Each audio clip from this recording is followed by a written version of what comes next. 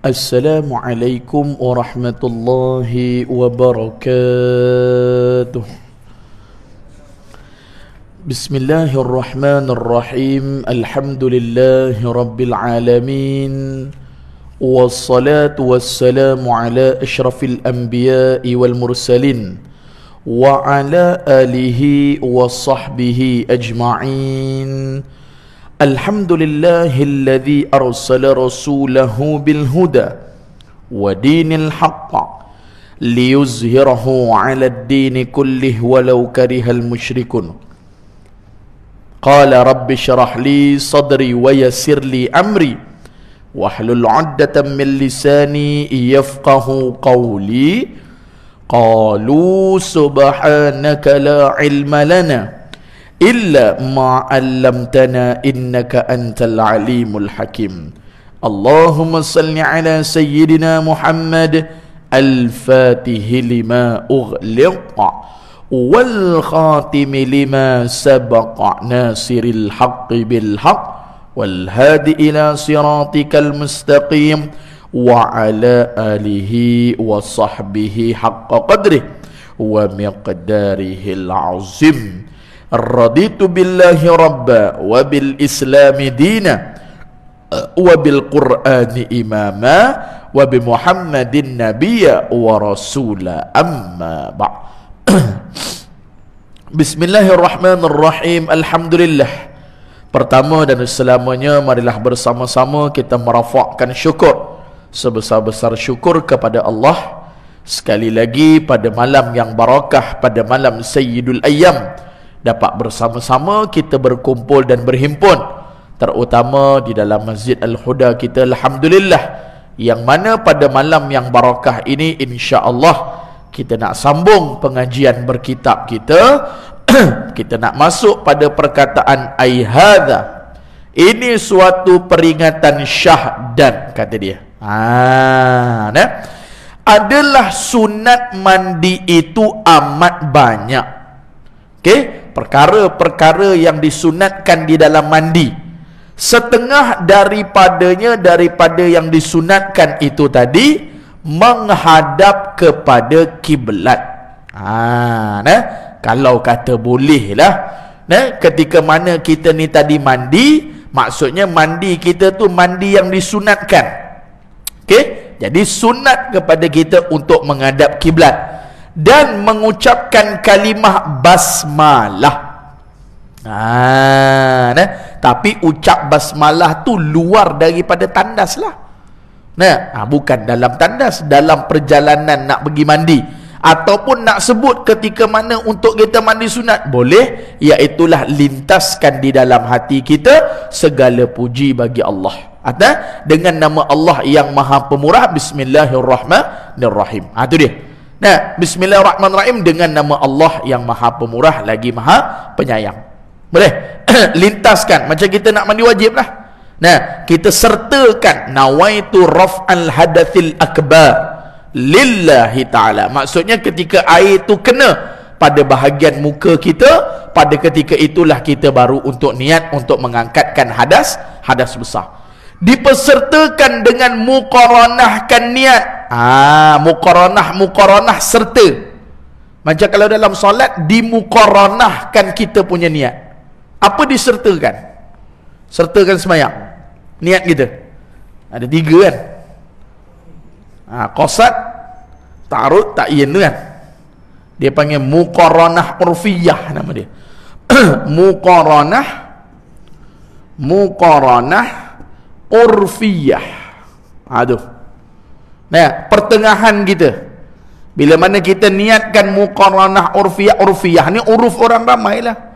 Qasad, ta'arud, ta'yin. Disertakan pada kalimah mana tiga-tiga ni? Allahu Akbar, takbiratul ihram. Boleh? Jadi qasad ni apa? Aku solat. Ta'arud, nak semayang apa? Nak solat apa? Fardu ke apa? Sunat. Kena lintas. Ta'yin zuhur ke, hajat ke, asar ke, tasbih ke, tahajud ke, isyak ke, ni aku solat satu sama ada fardu zuhur ataupun ikut dah ni, disertakan pada sedang-sedang kita Allahu Akbar, dia panggil lintas, ingat, fikir. Bukan kena sebut satu-satu dalam hati kita Allah, tak masuk-masuk lagi, bukan. Nah, Allah letak balik takbir, Allah tak masuk-masuk lagi, bukan. Lafaz takbiratul ihram ini tadi pada kalimah Allahu Akbar, awak ingatkan, lintaskan, aku solat fardu isya, aku solat sunat tasbih. Nah, sedang-sedang solat tu teringat macam-macam, masih sah di sisi kita, sebab kita panggil muqaranah urfiyah. Tapi kalau di sisi ulama mujtahid mutlak, tak boleh. Dia daripada takbiratul ihram sampai assalamualaikum, dia semua kena ingat perihal berkenaan dengan penyembahan sebagai hamba ta'abbud menyembah Allah Azza wa Jalla. Sikit pun fikiran dia tak boleh melayang. Itu di sisi ulama-ulama besar. Nah, kita Allah iyyaka na'budu wa iyyaka nasta'in dah teringat dah, nak makan yang taufu ke taufufa. Betul? Betul tak? Sedang-sedang kita solat. Betul? Ke tuan-tuan khusyuk je semua jemaah Masjid Al-Huda ni? Khusyuk walaqaq ada lah. Nah, kan? Tak dapat tidak sikit. Kadang-kadang setan. Nah, ada je kunci lah, besok nak buat itulah, WhatsApp orang ni belum lagi lah, sampah pagi tadi, petang tadi dah buang ke belum, ada je. Nah, di sisi kita ni orang awam ni, orang panggil ni, nah, muqaranah urfiyah. Kadang-kadang ya Allah tak ada semena-mena pun, benda tu tak teringat apa-apa pun. Allahumma salli ala sayyidina Muhammad. Apatah lagi kadang-kadang tentang rakaat kita, 2 ke 3, 3 ke 4, macam-macam. Tetapi memadai untuk kita pada takbiratul ihram tu saja. Boleh? Samalah ketika mandi sunat ataupun disebutkan mandi wajib, ketika air tu kena lintaskan. Lintas ni mana? Barang dalam hati lah. Aku mengangkat hadas besar. Kalau mandi sunat, aku mengangkatkan mandi sunat, ataupun aku berhadas, ataupun aku ni tadi mandi sunat lah, junub yang sunat. Boleh? Habis. Mana tadi? Dia hilang dah tu. Ni. Okey. Muqaranah niat, menghilangkan. Dan sunat kata dia setelah kita ni tadi niat menghilangkan wadi. Wadi ni air keluar daripada kemaluan zakar atau faraj sebab penat, terlampau penat. Mungkin sedar ke tak sedar, bersih lu. Air madhi. Air madhi, air sebelum daripada untuk melakukan persetubuhan ataupun ketika nafsu syahwat naik. Atau mani, air mani. Air mani ni dia bukan najis, tapi benda yang kita kata luati lah. Nah, benda yang jarang-jarang orang gemar.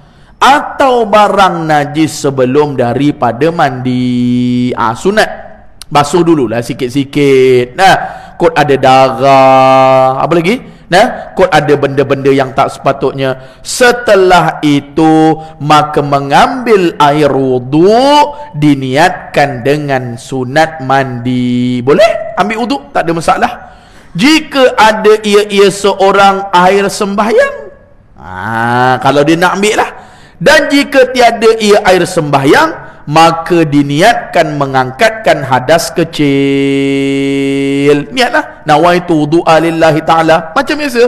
Nah, dan menyungguh-nyungguhi menyampaikan air pada sekalian perlipatan. Kalau mandi wajib,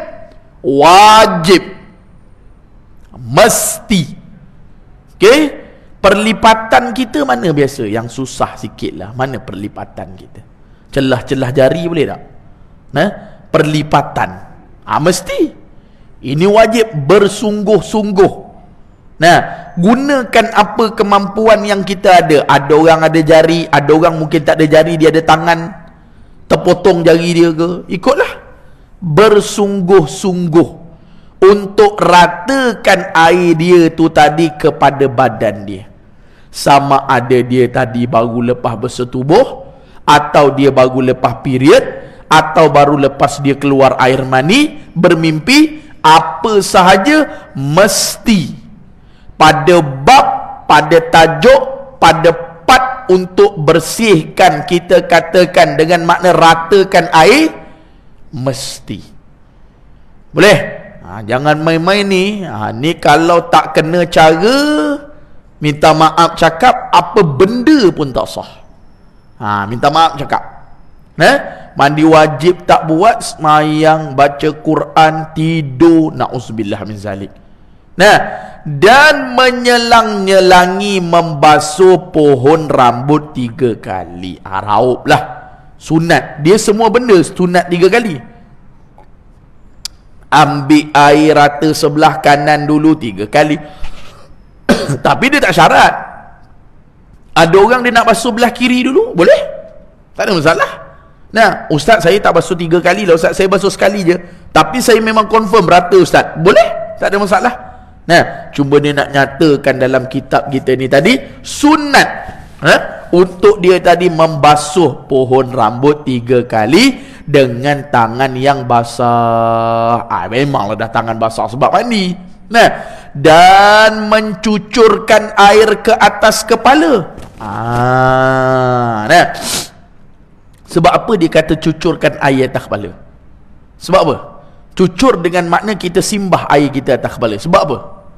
Sebab kadang-kadang ada celahan-celahan kulit kita punya kepala tu tak kena pada bab mandi wajib. Jadi raut. Istilah kita macam kita apa panggil? Gosok ke apa? Gosok ke? Keramas. Ikutlah. Bahasa tuan-tuan panggil apa? Raut sikit kepala tu. Sama ada perempuan ataupun lelaki. Tu. Maka memulai pada pihak kanan itu sunat, kemudian berpindah kepada pihak kiri. Boleh? Basuh kanan semua sunat. Lepas tu basuh belah kiri. Boleh? Ustaz, saya tak Ustaz. Tak ikut turutan saya. Kejap kanan, kejap depan, kejap belakang, kejap tepi, kejap kiri, kejap atas. Boleh? Tak ada masalah. Dia sunat sahaja dimulakan sebelah kanan. Boleh? Dan menigai basuh 3 kali. Sunat juga. Okey, sama juga macam ambil uduk. Ambil uduk 3 kali. Yang wajibnya berapa? Wajib sekali. Tapi kenapa dia sebutkan 3 kali? Adatnya 3 kali tu rata. Kena tahu jugalah. Kenapa laungan Merdeka dilaungkan 7 kali ketika mana berada di Stadium Merdeka oleh Tunku Abdul Rahman? Sebab apa? 7 kali. Merdeka. Kita dalam bulan Merdeka lagi kan? Sampai 16 September betul? Sebab apa? Merdeka. Tunku Abdul Rahman sebut Merdeka, Stadium Merdeka tu, rakyat ataupun orang yang duduk merdeka. Kenapa disebutkan 7 kali? Sebut sekali cukup lah Ustaz. Orang dah tahu dah merdeka dah. Tak payah nak sibuk dah. Ni. Kenapa pula 3 kali Ustaz? Pada adatnya rata kalau dah 3 kali tu. Jangan lebih. Lebih makruh. Setengah pendapat sebut haram. Kalau kita ambil air yang diwakafkan. Ada orang bayar. Tak mau. Cukup 3 kali tu memang jadi dah. Rata dah. Ulama' tengok siap dah. Kenapa? Sebab biasanya 3 kali tu insya-Allah. Kalau kata tak rata sebelah sini, basuhan kali kedua rata dah pula dah. Nampak? Tadi tak kena kata contoh sini. Dia tukang potong ikan ke apa ke, ada sisik ke tak perasan ke. Biasa basuh sekali tu tak jatuh sisik ikan tu. Jadi air 2 kali, 3 kali biasanya jatuh. Adat, orang cerita adat. Kenapa lawan dengan Merdeka tu 7 kali pula? Ke tuan-tuan tak tahu? Ya ke 7 kali Ustaz? Saya tengok sekali je. Laungan Merdeka tu kenapa 7 kali tu? Stadium Merdeka. Bukan Dataran Merdeka, Stadium Merdeka. Kenapa 7 kali? Siapa boleh share dengan Ustaz? Kenapa Tuanku Abdul Rahman melaungkan kalimah merdeka itu dengan bilangannya 7 kali? Kenapa tak 3? Kenapa tak 5? Kenapa tak sekali? Kenapa 7? Agak-agak tuan-tuan lah. Ada tak yang boleh jawab? Sempena bulan merdeka ni. Ada tak yang boleh jawab? Kalau ada boleh jawab, sekejap lagi Ustaz belanja kita pergi makan KFC sama-sama. Cepat. Tak ada? Allah. 7 kita 14 negeri. Malaya 7 negeri. Mungkinlah kalau dalam sejarah, mungkinlah. Ustaz pun wallahualam. Kenapa? 7 apa? 7 petala langit, 7 petala bumi. Betul? Fis samati wal ard. Okeylah, tapi kurang tepat sikit. 7 kali tu, apa-apa Tuanku Abdul Rahman buat, ulama' dia kita tanya dulu. Sebab tu belakang kemerdekaan tu 3 orang ulama' yang ada. Tahu? 3 orang ulama' besar belakang Tunku Abdul Rahman tu, tarikh merdeka tu. Tak apa, jadi kita cerita sikit lah. 7 kali disebutkan tu, dipesan oleh ulama', seorang ulama'. 7 kali dilaungkan tu, apa-apa pun tetap Islam dulu. Tu kalimah syahadah tu, la ilaha illa Allah Muhammad Rasul Allah. Cuba kira berapa patah perkataan. La 1, 2, 3, 4, 5, 6, 7. Bila disebutkan 7 ini, dulu-dulu bila sebut pemerintah peluk Islam, semua rakyat peluk Islam. Ini tunjang dia. Tu laungan merdeka tu, kalimah syahadah kita, kalimah tayyibah, kalimah mulia kita. Mana-mana pergi, kafir hafal lah 30 juzuk, tak mengucap syahadah, takkan masuk di Islam. Kona lah kok mana pun, hafal hadis beribu-ribu hadis ke, 30 juzuk tu dalam dada ke, tapi mentasdikkan, tidak membenarkan Allah, tak akan Islam. Sebab tu inilah kalimah la ilaha illa Allah 4, Muhammad Rasul Allah 3, 4 campur 3, 7. Ni refer kalimah syahadah. Ada mana-mana kalimah syahadah ni, pergilah mana-mana pun, insya-Allah duduk dalam lindungan Allah SWT. Bahkan Nabi sebut orang yang ada sekelumit iman, takwa, akidah dia tetap akan masuk syurga juga. Tetap, walaupun dia pelaku maksiat macam mana pun, tetapi dia akan dibalas di azab api neraka Allah dulu. Tetap masuk syurga. Kerana adanya syafa'atul uzma. Ni syafaat Nabi ni. Tetap minum arak, zina, bunuh orang. Tapi tinggal tak syirik je, dia bubuh dulu azab dulu. Macam mana pun dia tetap akan masuk di dalam syurga Allah, kerana ada kalimah tayyibah. That's why kalimah 7 kali itu dilaungkan. Nampak? Sebab tu yang tetapkan tarikh 31 Ogos tu, siapa dia? 31 Ogos 57 tu, merdeka tu, siapa dia? Ulama', bukan Tuanku Abdul Rahman. Tuanku Abdul Rahman tak tahu sikit habuk pun berkenaan dengan pilih tarikh ni. Tak tahu langsung. Seorang ulama pergi bagi tahu kepada Tuanku Abdul Rahman. Seorang ulama pergi nasihat, pergi bagi pandangan, bagi cadangan. Nama dia siapa? Syekh Abdullah Fahim tu. Tok ataupun nyang kepada Pak Lah. Ustaz tak ingat. Tengok baliklah. Tapi susu galuh dia, kalau tak silap tok, Ustaz pun tak ingat. Susu galuh Pak Lah tu, ni ulama' ni. Kalau ada orang Pulau Pinang sini, ada orang Pening. Ada orang Pening. Siapa orang Pening? Angkat tangan. Ada? Ada satu masjid dekat Kepala Batas. Nama masjid tu Masjid Abdullah Fahim. Kalau ada orang Pening dia tahu punya lah. Saya dulu duduk Kedah, wajib pergi ziarah masjid ni. Nah, semayang solat sunat tahajud. Inilah ulama yang tetapkan tarikh 31 Ogos bulan 8 57.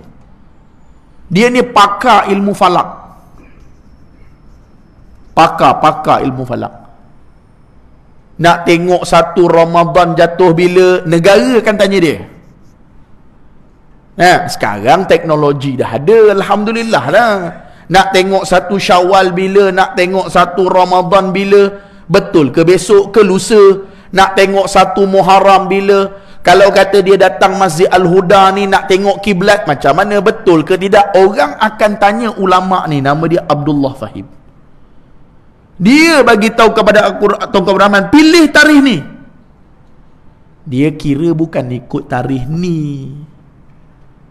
Dia ikut falak ni, orang ikut bulan, bintang. Tolong jawab sekali lagi. Berapa hari bulan hijrah masa tu? Cepat.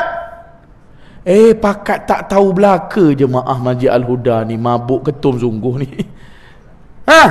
Cepat. Berapa tahun dah merdeka kita ni? La haula wala quwata illa billah. Cepat. Berapa kalender hijrah? Muharram, Safar, Rabiul Awal, Rabiul Akhir, Jamadil Awal tu berapa? 12 apa? Main pakai peti 12. Cepat. Kalender hijrah. Bukalah Google tu cepat. Cu jawab dah. 5 Safar 1377. Ni tarikh ni kata Syekh Abdullah Fahim. Tokoh Abdul Rahman pergi deal dengan orang putih, pergi deal dengan pihak British. Seandainya Allah Ta'ala takdirkan tarikh ni kita dapat merdeka, kata-kata keramat, kata-kata orang-orang soleh, insya-Allah tanah air kita takkan dijajah sampai bila-bila, insya-Allah. Kata-kata keramat, insya-Allah. Tapi jangan juga, kalau tak jaga pun dijajah juga. Kerajaan Turki Uthmaniyah bertahan 623 tahun. Kerajaan Turki Uthmaniyah 623 tahun maintain bawah pentadbiran Islam. Kita tahun ni berapa? 66 kan? Betul 66 tahun. Kerajaan Turki Uthmaniyah maintain 623 tahun.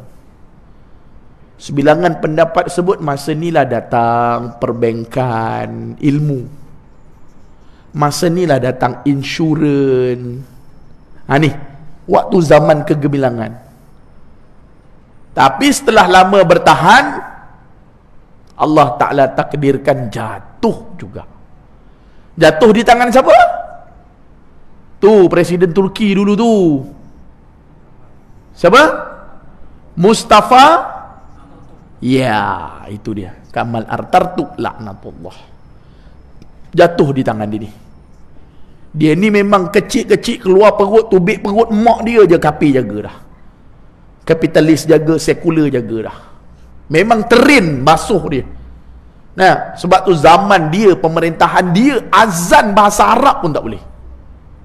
Dia azan ni macam mana pun tetap bahasa Arab. Azan dekat Tokyo ke, azan dekat mana lagi, Brazil ke, Rio de Janeiro tu ke, tetap Allahu Akbar, Allahu Akbar. Tak kira lah orang faham ke tak faham ke. Tapi punya gedebe samsingnya Mustafa Kamal Atatürk laknatullah ni, siapa azan bahasa Arab, aku ambil tindakan. Azan please dalam bahasa Turki. Kalau orang Turki apa? Kalau kita lah, tolong Bilal azan bahasa Melayu, tolong contoh. Tolong azan bahasa Turki. Allah Maha Besar, Allah Maha Besar. Contohlah. Tak boleh Allahu Akbar, Allahu Akbar, Allahu Akbar, Allahu Akbar. Tak boleh. Asyhadu an la ilaha illallah. Kena aku bersaksi tiada Tuhan yang layak disembah melainkan Allah. Gitu. Nah, ini orang yang buat. Sebab tu dalam sejarah tidak ada satu orang manusia yang 6 bulan sakaratul maut dia tak mati-mati. Ni nama orang ni. Kalau tuan-tuan belajar sejarah, 6 bulan. Kalau bahasa Melayu kita jarang lah panggil sakaratul maut, nampak teruk benar. Orang kita panggil apa kalau dah nak mati tu? Istilah orang kita panggil dah nak mati tu, nazak. Jarang, ustaz tolong datang rumah saya ustaz. Kenapa ni Ji? Ni abah ni dah ambang sakaratul maut. Dah jarang dengar tu. Nah, bis ustaz tolong ustaz, mulai macam dah ni ustaz, nazak dah ni nampak. Tu. Ini orang 6 bulan nazak tak mati-mati. 6 bulan nazak. Nah, akhirnya Allah Ta'ala ambil sebab dia kena penyakit kelamin. Penyakit siplis kalau dalam bahasa kedoktoran. Nah, semua orang dia bedal dah. Bini orang, anak dara orang, jantan terakhir sekali dia bedal. Nah, ni terakhir sekali ni Allah Ta'ala laknat dia ni. Sampai sekarang jasad dia tidak boleh dikebumikan. Tak apalah, ini cerita-cerita lain. Sebab tu ketika mana kerajaan Turki Uthmaniyah jatuh, waktu itulah. Nah, waktu ni dah lama dah Syekh Sultan Muhammad Al-Fatih dah pegang dah. Asalnya nama tempat ibu negeri Turki tu Konstantinopel. Asal nama. Lepas tu Syekh Sultan Muhammad Al-Fatih tawan. Nah, nama dia apa sekarang? Istanbul tu nombor 3. Istanbul. Nama sebetulnya ketika Syekh Sultan Muhammad Al-Fatih tawan apa? Sebelum ni Konstantinopel nombor 1, masa ni tentera salib jaga. Nombor 2 ni ketika Islam memerintah ni, Turki Uthmaniyah ni. Ni. Nombor 2 ni nama. Kalau sekarang betul lah Istanbul, ibu negeri Turki. Ni ketika zaman kegemilangan ni kotak ni. Kalau orang tanya soalan lah, mula-mula Konstantinopel, kemudian tempat kosong, lepas tu Istanbul. Apakah nama selepas Konstantinopel? Ini kerajaan Turki Uthmaniyah. Dan sebelum nama Istanbul, nama dia apa? Andalusia, kurang tepat. Ankara, kurang tepat. Nama sebenar dia Islambul. Tu nama sebenar. Datang Mustafa Kamal Atatürk laknatullah ni, dia memang nak pisahkan dunia dengan Islam. Dah azan ke? Belum kan? Nah, dia memang pisahkan. Nah, siapa minum arak ada kebebasan, siapa berzina, siapa pakai pakaian yang kita kata ala-ala barat, memang dia. Mari dia ni tadi apa Islambul. Nah, tukar kepada Istanbul dan kekal sampai sekarang. Ini zaman kegemilangan, namanya Islambul.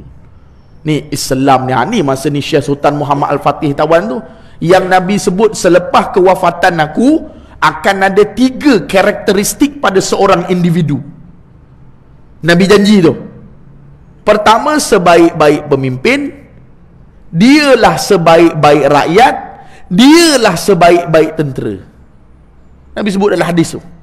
Akan ada satu orang pemerintah selepas daripada kewafatan aku. Tidak akan ada mana-mana pemerintah boleh menandingi pemerintahan ini hamba Allah ni. Orang nanti Nabi tak bagi tahu siapa. Nabi hanya bagi tahu dialah sebaik-baik tentera, dia sebaik-baik rakyat, dia sebaik-baik pemimpin di zaman dia. Sebab tu waktu dia nak tawan kota Konstantinopel ni, sebelum tukar nama Istanbul tu, dia pilih tu untuk pimpinkan semayang, solat berjemaah, dan juga kapten bala tentera duduk depan. Kalau kita panggil apa depan sekali, kalau dalam perang komando ke apa orang panggil? Depan sekali tu. Kapten ke apa? Kalau nak pergi perang lawan kafir ke, orang panggil apa depan sekali tu? Siapa pun tak tahu. Nah, kapten ke batalion ke apa? Orang panggil askar depan sekali, dia duduk depan. Dia yang bagi arahkan. Tu dia duduk depan. Sebelum nak semayang, sebelum nak pimpin, dia select dulu. Select kayu ukur dia, solat dulu. Tu dia. Bisa ni Syekh Sultan Muhammad Al-Fatih ni. Dia select solat dulu. Semua bala tentera dibangun. Bangun. Sekarang bangun semua. Siapa yang pernah tinggal daripada 3 soalan aku tanya ni, sila duduk.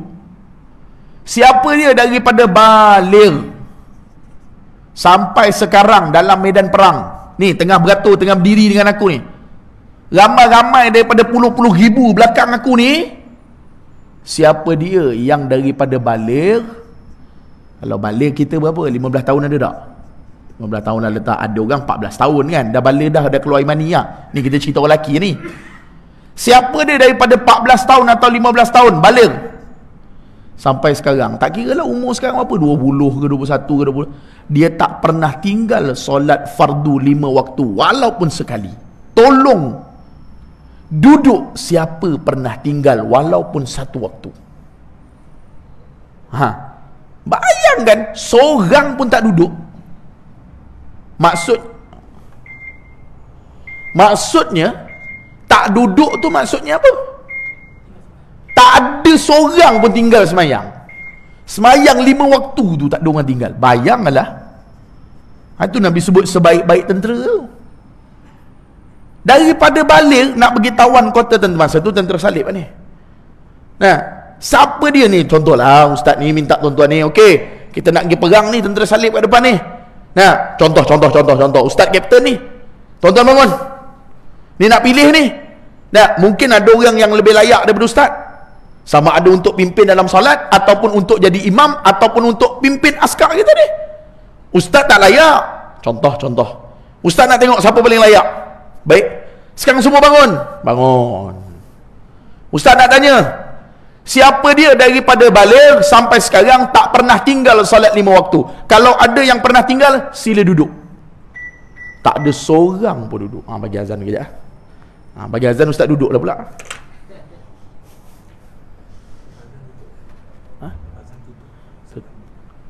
Sikit. Ada Yasin lah. Ada doa selamat lah.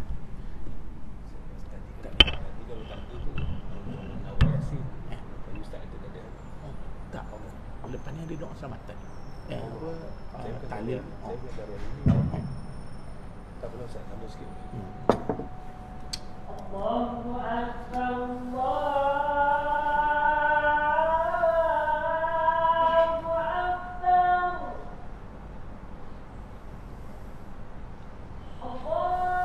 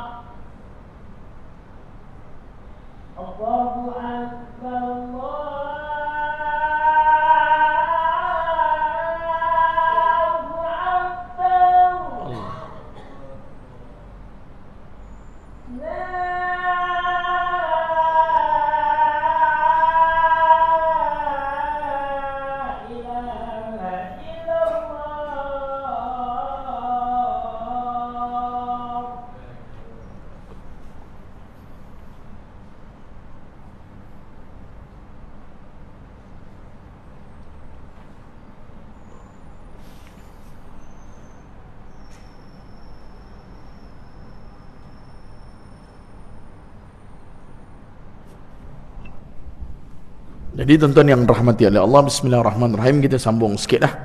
Jadi dia kata, siapa yang pertama belum ada lagi daripada kita yang baligh sampai sekarang, meninggalkan solat 5 waktu. Kalau ada duduk, maknanya disqualify lah. Awal-awal tak terima lah. Nah, tak ada siapa duduk. Maksudnya semua tak pernah tinggal semayang 5 waktu. Nah, hebat tak hebat? Daripada baligh sampai masuk dalam medan perang. Maksudnya sampai sekarang lah. Nah, tak kira lah berapa usia kan. Kita agak-agak ada tak tinggal semayang fardu? Ada tak? Ada tak tuan-tuan? Jangan kata ada lah, bersepah-sepah. Nah, melambak-lambak tinggal. Nah, tak tahu nak qada tak qada. Nah, berapa banyak pun tak tahu dah. Dia tanya yang kedua pula, siapa daripada sekarang ni belum ada kata putus lah siapa yang ketua, siapa yang boleh pimpin. Siapa dia daripada dah baligh sampai sekarang tak pernah tinggal solat sunat rawatib, solat sunat kapit fardu tu, qabliyah ba'diyah tu. Setengah bala tentera duduk tu maksudnya out lah. Nah, disqualified lah, tak ada apa-apa lah. Nah, tak terima lah, maksudnya kurang lah. Nak pilih ni siapa ni? Terakhir Syekh Sultan Muhammad Al-Fatih tanya, siapa dia daripada baligh sampai sekarang tak pernah tinggal solat sunat tahajud. Yang duduk tadi setengah tu semua duduk, tinggal siapa? Tinggal siapa tuan-tuan?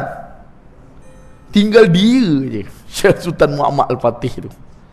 Dia sahajalah. Sebab tu Nabi kata sebaik-baik pemimpin dia, sebaik-baik rakyat dia, sebaik-baik tentera dia. Bisa tak bisa dia. Jadi sebab tu tuan-tuan yang rahmat, apa pun dalam hidup mesti kena ada kalimah thayyibah.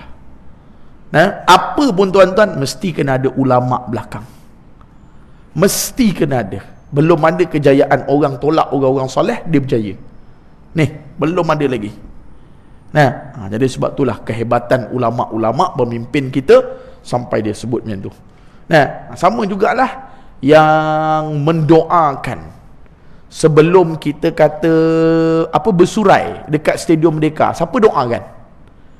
Doa supaya Allah Ta'ala jaga Malaysia, Allah Ta'ala pelihara orang-orang Islam. Siapa dia tuan-tuan? Yang doakan dekat pentas dekat Stadium Merdeka tu, ulama dekat tu. Siapa dia? Yang doakan, ya Allah, sebelum bersurai. Mufti tu. Mufti siapa? Mufti Negeri Sembilan yang pertama. Siapa nama dia? Syekh Ahmad Al-Linggi nama dia. Tu mufti tu, dia doakan. Mufti Negeri Sembilan pertama. Dan pada kita katakan pada Stadium Merdeka tu, Laungan Merdeka tu juga, di situlah tuan-tuan yang rahmati oleh Allah SWT, adanya kita katakan, orang panggil laungan azan. Siapa yang azan tuan-tuan? Ayah Jalaluddin tu, siapa nama dia? Ayah Jalaluddin tu Hasan bin apa? Azhari tu. Syekh Hasan Azhari tu, dia pakar qiraat tu. Dia pakar. 3 orang ulama ada kat pentas masa tu belakang Tunku Abdul Rahman. Syekh Abdullah Fahim, kemudian nombor 2 pula Ustaz sebut tadi, Mufti Negeri Sembilan pertama, Sahibus Sahamah Syekh Ahmad Al-Linggi, kemudian nombor 3 pula laungkan azan Syekh Hasan Azhari. Nampak? Tu satu benda yang besar tuan-tuan. Kalau nak cerita panjang lah. Tapi kadang-kadang orang kita tak ternampak benda tu. Dia tak tertengok, betul lah ada ulama, ada orang-orang soleh di belakang pemerintah kita. Jadi itu serba sedikit lah yang kita nak bahaskan pada malam yang boleh ni. Jadi tuan-tuan yang tak boleh tu. Cuma nak cerita ni pada kita, kenapa disunatkan 3 kali? Kerana pada adatnya akan bersih. Begitulah asalnya Ustaz sebut tadi. Kenapa 7 kali laungan merdeka? Kerana itulah kalimah thayyibah la ilaha illallah, atau mengurangi daripada 3 kali. Dan mengurangi tak batal lah, tak ada apalah. Dan meninggalkan berkumur-kumur, dan meninggalkan memasukkan air ke hidung. Tak maulah, jangan sampai kita meninggalkan berkumur-kumur lah. Tapi berkumur-kumur bukan kita kata rukun, bukan wajib pun, tak berkumur pun tak apa. Tetapi disunatkan kepada kita untuk berkumur dalam mulut kita ketika mana kita memandi wajib ataupun kita mandi sunat. Boleh. Nanti dia akan sebut lagi tuan-tuan, bermula haram pada orang yang tiada ambil air solat itu 3 perkara. Tak boleh semayang. Tak boleh. Dan juga tak boleh sujud tilawah. Nanti insya-Allah kita sambung lagi tuan-tuan pada sesi yang akan datang. Ustaz takut kadang-kadang ada tahlil Ada tahlil? Tak ada malam ni. Tak ada. Kadang-kadang ada tahlil kan. Kadang-kadang ustaz takut terlambat pula. Jadi insya-Allah nanti kalau ada rezeki tuan-tuan yang rahmati oleh Allah, kita sambung lagi pada perbahasan berkenaan dengan kalau tak ada air solat, air wuduk, boleh tak kita nak semayang? Haram hukum dia, kecuali dengan jalan mengajar. Boleh? Mengajar tak apa. Ustaz saya ajar anak saya. Along, mari sini abah tunjuk.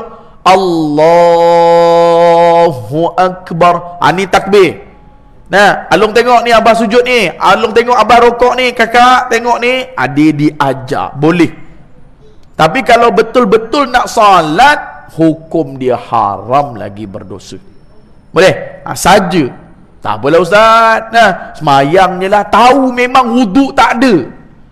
Bukan kata dalam semayang tu, ya Allah aku terkentut dah tadi ni ataupun aku dah bersentuh dengan isteri. Itu lain. Ni memang tahu. Nampak? Tak ada wuduk, tapi saja alah semayang je lah. Bukan kotor pun. Aku duduk dalam ofis ni Zohor ni, tak ke mana-mana. Tadi sampai ofis tadi dalam pukul 10 tadi. Gedebak-gedebuk tengok laptop, submit apa-apa perlu. 10, 11, 12, 1, tak pergi mana pun. Keluar kereta, keluar rumah, bawa kereta sampai pejabat parking, keluar, duduk, naik terus lift, memang tak ada kotor, tak ada apa. Allah, takkanlah nak kena ambil wuduk juga. Contoh. Takkanlah nak semayang duha ke, nak semayang zuhur ke, tetap kena ambil wuduk juga jika tak ada wuduk. Dia bukan kira abang keluar bersih ke, abang keluar tak bersih ke. Wuduk itulah tanda untuk abang masuk di dalam solat. Nanti insya-Allah dia akan cerita dengan lebih panjang lah. Ada perkara-perkara yang haram, tak ada wuduk. Boleh? Jangan kita buat sebarangan lah kalau perkara tu kita tak tahulah. Kecuali dengan makna kita mengajar. Lainlah. Dan juga haram sujud tilawah. Nanti dia akan ceritalah pada sesi yang berikutnya. Haram ni haram kepada diri kita lah. Bukan haram kepada siapa-siapa sekiranya kita mempermain-mainkan. Sebab tu dalam solat, jangan suka nak mempermain-main, nak tunjuk video. Ni viral baru ni apa? Nak nikah seorang lagi ambil video pula. Semayang subuh sama-sama. Sebelum nak menikah nombor 2 semayang subuh bersama. Abang apa? Abang Tesla. Ustaz tak tahu menahu apa-apa, balik-balik rumah dah marah dah. Ni jangan tengok ni. Abang Tesla ni, apa benda pula Tesla pula ni? Tak tahu menahu apa benda pun.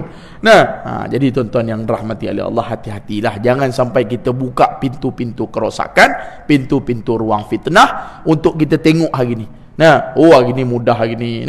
Teks khutbah minggu lepas pun tentang apa? Ribah ke tak silap ustaz. Dia suruh kita jaga-jaga, jangan kita berkata-kata, jangan kita ni tadi suka membuka ruang-ruang pintu kerosakan. Itu akan membawa kepada mudarat dalam hidup kita. Tak apalah, nanti kita sambung lagi pada bab bermula haram pada orang yang tak ada air semayang. Itu 3 perkara. Jadi ustaz rasa cukup dulu, insya-Allah. Nanti ada rezeki, ada masa, ada kelapangan, kita sambung lagi kuliah kita di sesi yang akan datang. Mudah-mudahan yang baik tu datang daripada Allah, salah dan silap tu datang daripada ustaz sendiri. Aqulu qauli hadza wa nastaghfiruka wa natubu ilaik. Bismillahirrahmanirrahim. Alhamdulillah rabbil alamin. Wassalatu wassalamu ala Rasulillah wa ala alihi washabbihi wa man walah. Allahumma zidna wa la tanqusna wa akrimna wa la tuhinna wa'tina wa la tahrimna wa athirna wa la tusir alaina wardina warda anna ya maulana. Da'wahum fiha subhanakallahumma wa tahiyyatuhum fiha salam wa akhiru da'wahum alhamdulillahi rabbil alamin. Assalamualaikum warahmatullahi wabarakatuh.